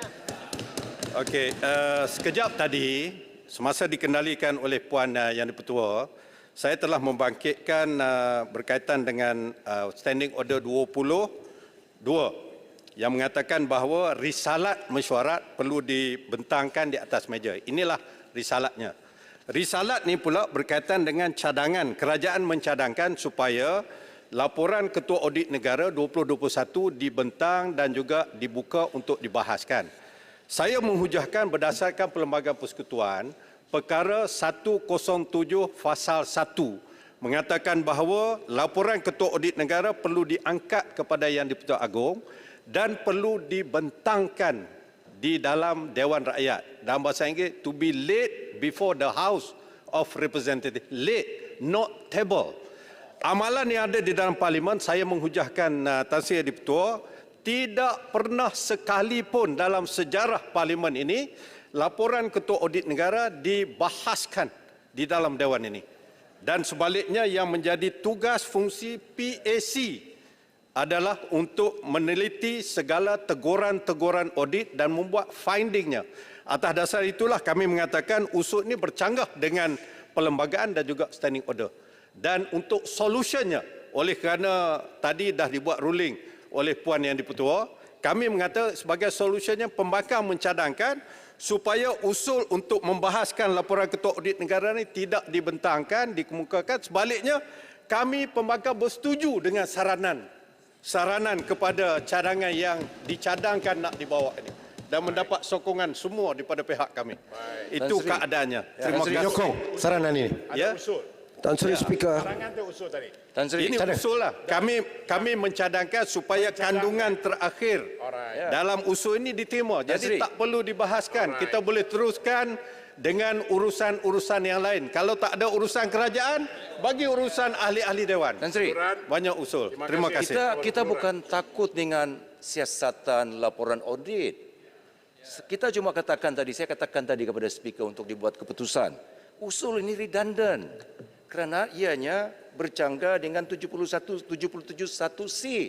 Is written there. PAC akan buat kerja laporan audit ini, buat siasatan, buat proceeding, panggil saksi. Is written there. Kenapa nak kemukakan satu usul yang redundant? You are repeating what the 77(1)(c) says here in the peraturan mesyuarat. Baik. So bukan kita tolak yang itu pakit-pakit di belakang sana. Kita bukan takut. Tapi kita nak korek proceeding parlimen ini supaya tidak bercanggah dengan peraturan mesyuarat. Tan Sri Speaker. Tan Sri Speaker. Saya akan bagi insyaAllah pada saya gudang lepas ni. Inilah contoh beluran. Dia boleh cakap dengan fakta, lemah lembut, tidak menjerit. Ini satu contoh yang baik. Terima kasih. Sila Pasir Gudang. Jangan tiru julutong. Pasir Gudang. Terima kasih Tan Sri Speaker. Putrajaya dulu. Terima kasih. Saya merujuk kepada perkara yang dibangkitkan oleh Kota Baru. Dan memahami dari segi peruntukan-peruntukan perlembagaan dan juga standing order. Tapi saya ingin memberi pandangan bahawa jika laporan audit negara selama ini hanya dibentangkan, diletak atas meja parlimen itu saja, yang bermaksud table dibentangkan, tetapi tidak menjadi satu kesalahan, melanggar apa-apa peruntukan, baik standing order ataupun perlembagaan untuk dibahaskan. Parlimen inilah satu platform yang tertinggi untuk membahaskan bukan perkara remeh-temeh, tapi keuangan negara. Kita tidak ada malafide nak tuduh apa-apa. Itu laporan bukan laporan dari kedai kopi, laporan audit negara yang dipertanggungjawabkan. Apa salahnya sama-sama kita tengok. Kalau tak kira kerajaan yang mana, kalau melaksanakan belanjawan dengan baik, kita bagi kredit dan puji. Kalau ada yang tak betul, bukan kita nak hentam, nak fitnah. Kita baik pulihkan untuk masa depan negara, selamatkan wang ringgit, itu saja. Jadi by convention, kalau selama ni tak ada, tak bermakna sekarang kita tak boleh buat. Inilah yang dimaksudkan reformasi parlimen yang nak dilakukan oleh Perdana Menteri Tambun. YB Tambun. Jadi kita cubalah tengok dulu. Yang tak ada selama ini kita buat. Kalau baik kita boleh teruskan. Itu saja. Tan Sri Speaker. Tan Sri Speaker Putrajaya. Tan Sri Speaker, saya nak menyentuh sedikit apabila usul ini dibentangkan untuk membahaskan ini, sama ada yang nak bentangkan usul ini telah tengok apa sebenarnya secara detail dalam laporan Ketua Audit Negara. Ketua Audit Negara punya laporan ini dia ada pertama sekali skop apa dia nak buat, objektif dia. Kemudian dia akan ada maklum balas daripada kementerian. Kementerian dah jawab pun. Kalau ada isu, kementerian kena jawab. Baca satu-satu. Ada maklum balas. Kemudian Ketua Audit Negara akan bagi syur. Syur ini kementerian akan ambil. Dan sebagai seorang mantan menteri, setiap kementerian mengambil serius setiap teguran Ketua Audit Negara. Kita jangan ingat apa yang ditegur ini tidak diambil tahu oleh pihak kementerian. Pegawai-pegawai di luar sana memberi perhatian nak menyelesaikan isu yang ditimbulkan dalam laporan audit negara. Jadi dalam konteks ini, kalau kita tengok laporan ini banyak macam-macam. Sebab itu saya rasa bapa-bapa kita dulu bila menyusun perlembagaan, bila menyusun peraturan dewan, dia dah tahu bahawa untuk memastikan dewan ini dapat berfungsi dengan efisien, apa sahaja isu yang kita rasa memerlukan perhatian, bawa kepada PAC. Daripada situ PAC akan detailkan apakah perkara-perkara dan bukti-bukti yang ada, dan laporan PAC lah yang patutnya kita bahaskan di parlimen. Dia lebih menjurus. Jika tidak, kita akan habis masa kita sepanjang hari ini berbahas for nothing. Kerana apa? Kerana segala benda yang dah disiasat itu telah dijawab oleh kementerian. Saya bertemu dengan pegawai-pegawai kementerian, pegawai-pegawai kerajaan, bawa berbakul-bakul dokumen nak datang jawab hari ini. Buat apa? Jawapannya masih sama. Tapi dalam meningkatkan efisiensi Dewan Rakyat ini, kita pastikan kita fokus. Tak apa. Kalau kita kata PSC tengok boleh minta dengan PSC, kita nak tengok isu yang dibangkitkan, isu 1, 2, 3. PSC tengok panggil semua saksi-saksi, kemukakan bukti, bentang kat Dewan, masa tu kita bahas sampai malam pun tak apa. Kerana apa? Laporan itu dah mendalam. Hari ini kita nak bincang apa? Segala show telah dijawab, telah dijelaskan. Kalau kita minta pegawai jawab, percayalah jawapannya sama seperti mana yang telah dijawab dalam laporan ini. Sebab itu, bagi nak menjawab sahabat-sahabat sebelah sana, kita tak ada kaitan. Tadi Kota Baru dah kata, kita setuju, tak ada masalah. Ini bukan soal ketakutan. Tetapi soalnya pada hari ini adalah bagaimana kita nak pastikan urusan Dewan ini, rakyat bayar kita datang ke sini, kita berbincang sesuatu yang ada hasil, yang ada faedah. Kalau tak ada urusan, we stop here. Kita stop kat sini, kita buat urusan lain demi untuk rakyat. Terima kasih, Tan Sri Yang di-Pertua. Sila. Tan Sri Speaker, Saya bagi jelutong dulu. memandangkan ini kali pertama saya dapat berdiri dan berbahas ataupun merujuk kepada Tan Sri Speaker, saya mengambil kesempatan ini juga untuk mengucapkan tahniah di atas pengurniaan darjah kebesaran Tan Sri. Saya menerima baik pandangan Yang Berhormat Kota Baru, keikhlasan beliau di dalam menerima usul ini bersama-sama dengan semua pihak pembangkang. Tetapi di sebalik keikhlasan itu, saya ada pendirian saya sendiri. Kenapakah kita tidak mahu membahaskan usul ini? Usul ini telah pun diletakkan di atas meja dan menurut Peraturan Dewan 99, keputusan Tuan Yang di-Pertua berkenaan dengan sebarang perkara tafsir dalam mana-mana jua peraturan mesyuarat ini atau berkenaan dengan kelaziman adalah muktamad, kecuali jika ada usul bersendiri menentang keputusan Tuan Yang di-Pertua. Pada hari ini, usul itu telah pun dibentangkan dan menurut Aturan 99, jika semua membuat apa-apa jua keputusan telah terjadi kegagalan di pihak majlis atau mana-mana jawatan kuasanya untuk mematuhi mana-mana peruntukan, peraturan-peraturan mesyuarat dalam perjalanan mesyuarat yang membawa kepada keputusan itu, kegagalan sedemikian hendaklah dikira sebagai suatu perkara luar aturan dan tidak boleh membatalkan perjalanan mesyuarat atau keputusan berakibat daripadanya. Bermaksud, walaupun secara konvensyen laporan ini tidak pernah dibahaskan seperti yang telah dikatakan oleh rakan saya dari Pasir Gudang, membahaskan laporan Ketua Audit Negara pada kali ini adalah luar biasa. Dan sebabnya adalah seperti berikut. Laporan Ketua Audit Negara rata-rata membuat laporan tentang pemerolehan semasa penularan wabak COVID.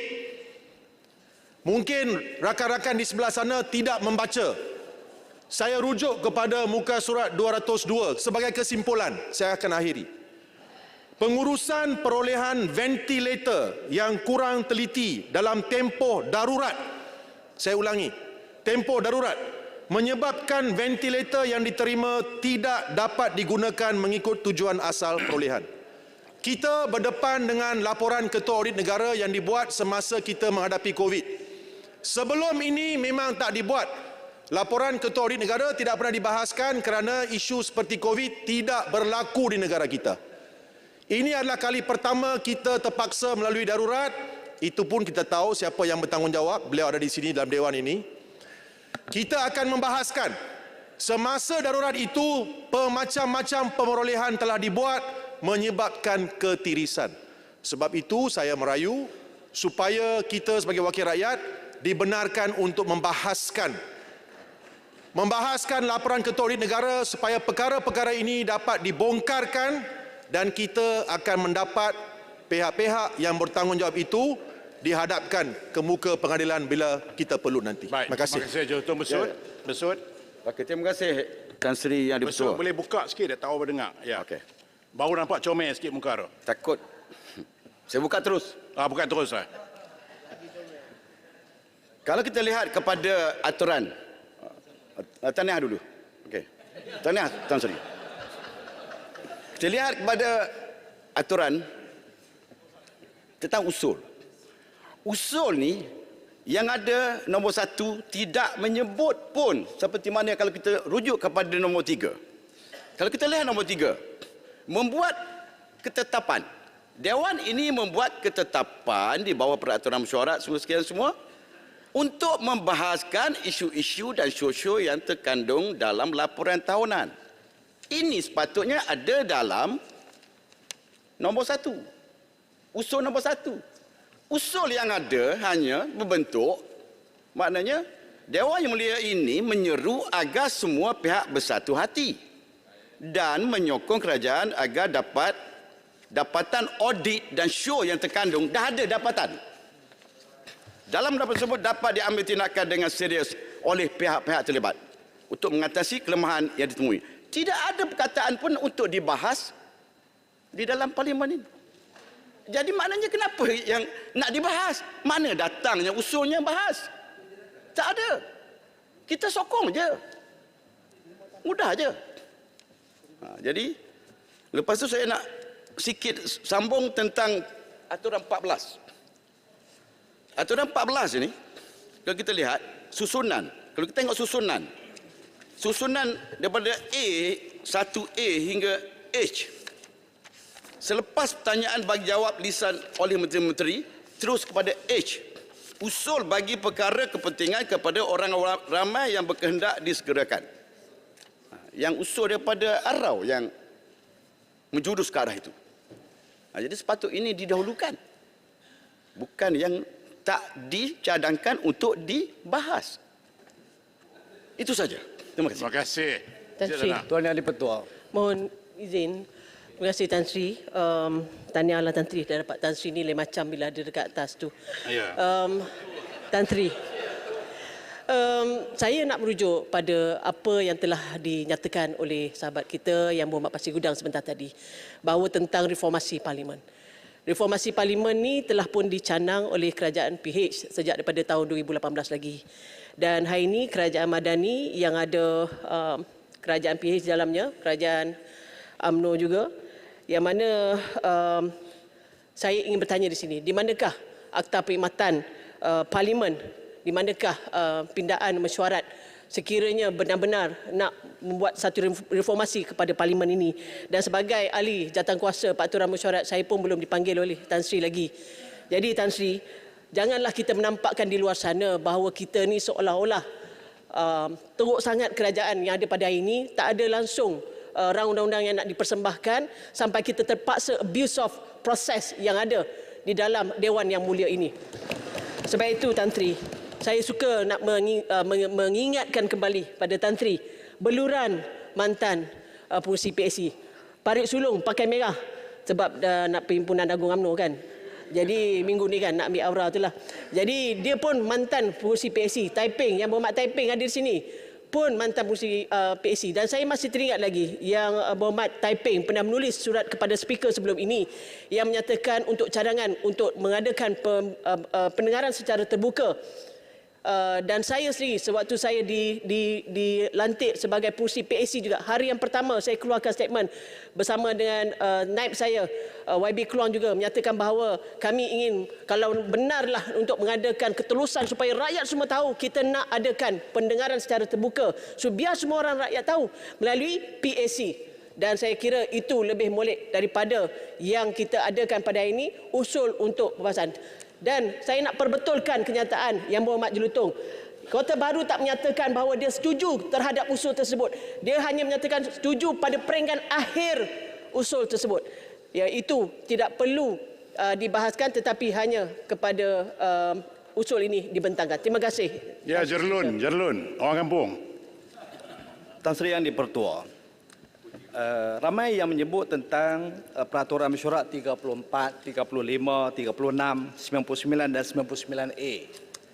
Tetapi terlepas pandang tentang peraturan 100.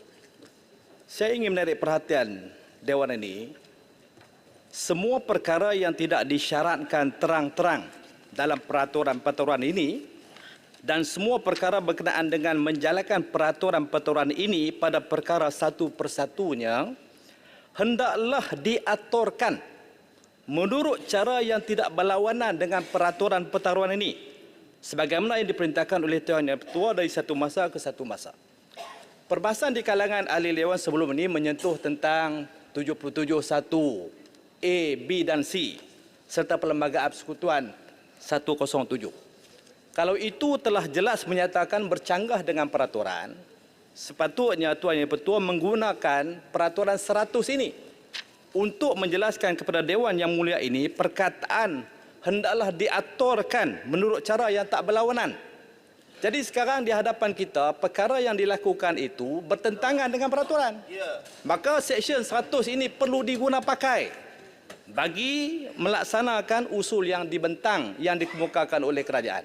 Itu pandangan saya. Sekian Tuan Yang Bertuah. Kita dengar senior, Arau.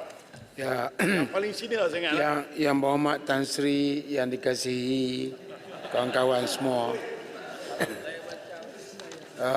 Saya nak sebut di sini Yang Berhormat, perkara ini akan berulang-ulang. Tetapi yang paling penting ialah bila PAC mengadakan proceeding dengan izin, dia panggil saksi. Yang Berhormat, saksinya ialah sama ada menteri pun kena hadir. Sesiapa yang dipanggil akan hadir. Tetapi dalam persidangan di Dewan ini, kita nak panggil siapa saksi? Adakah speaker sebagai saksi? Takkan kita nak ambil dia saksi baru dapat Tan Sri? Tak mungkin boleh jadi saksi. Kita ambil, nak panggil siapa? Nak panggil bekas menteri? Dia proceeding di dalam Dewan ni belum ditetapkan lagi. Tetapkan proceeding untuk perbahasan. Baru kita bincang. Sebab kita kena panggil. Yang pegawai bawa 2-3 bakul jawapan. Untuk apa? Dia orang dah bagi jawapan kepada audit. Jadi nak bagi jawapan sekali. Ini saya ulang balik lah. Bahawa ketua WIF tadi berkata kami sokong 100% sokong. Kami tak pernah takut, kami anak jantan berdalam perut lah. Jadi kami tidak ada masalah. Kalau boleh bincang, kita nak bahas, kita bahas. Tapi nak bahas buat apa? Besok audit pula akan PAC pula akan panggil. Nombor 2, Jelutong kata tadi, yang ni bincang pasal COVID. Tak betul Yang Berhormat. Yang Berhormat tak baca laporan audit. Laporan audit ni. Laporan audit di antaranya Perbadanan Putrajaya. Perbadanan Putrajaya. Itu bukan COVID. Saya adalah bekas Menteri Wilayah Persekutuan. Malu lah gitu. Ini nak tunjukkan dia baca tak habis. Berhormat, ada laporan atas perkara itu. Yang Berhormat yang tersilap. Nantilah. Yang Berhormat. Baca laporan Ketua Audit Negara siri 2, baca. Duduklah Jelutong. Macam ni punya lawyer pun ada. Saya cakap elok ni. Yang Berhormat, tolong jangan buat tuduhan tak berasas. Jelutong. Minum air dulu, Tong merah. Biar Arau habiskan. Arau. Jelutong ingat audit ni COVID ya. Baca betul-betul. Jelutong. Semua kementerian terlibat tau. Arau. Salah tu. Bukan COVID saja. Ingat COVID ni. Niat jahat tu. Penang. Duduk. Ya. Dia laporan audit ini luas, termasuk laporan Perbadanan Putrajaya. Jadi bukan pasal COVID. Lepas tu dia nak punya implicate tentang siapa yang memimpin pada masa tersebut. Jadi kita kalau nak ambil laporan audit, nak bincang, banyak kita boleh bincang. No? Jadi Yang Berhormat, laporan audit terlampau luas, kita kena khusus. Jadi saya ingat yang paling penting, semua orang agak kelang kabut dan maklumkan bahawa kita terpaksa buat sesuatu untuk menyelamatkan supaya usul daripada Arau tidak naik. Arau punya usul Yang Berhormat, usul yang cukup mulia untuk rakyat. Cakap pasal CCTV di Padang Besar sampai Kelantan. Jadi Yang Berhormat, kerana kami dah menyokong, kami tak mau bahas. Jadi dengan itu, saya percaya Ketua WIP, Tan Sri pun ada di sini. Kalau kami tak mau bahas, kami kena berehat kat luar lah. Yang Berhormat, biarlah kamu bahas seorang-seorang, nak cakap dengan siapa kami tak tahu. Tapi kami nak beritahu bahawa kami menyokong laporan Ketua Audit Negara. Ya. Dan PN akan terus bersama dengan anda sehingga kami memerintah nanti. Terima kasih. Tan Sri. Tan Sri, No, saya nak bawa rumusan. Saya nak bawa rumusan. Satu je, last ya. Okey, benar. Okey, saya minta terima kasih Tan Sri. Sekali lagi saya ucap pada kekanda Tan Sri yang baru dapat Tan Sri ini. Maneh muka hari ini. Alhamdulillah. Saya nak menyebut dalam perkara 100 juga tadi, apabila Ketua Audit Negara telah menyiapkan seluruh laporan dapatan yang dibuat di semua kementerian, bukan COVID saja. Semua kementerian, Tan Sri. Bila semua kementerian dia panggil audit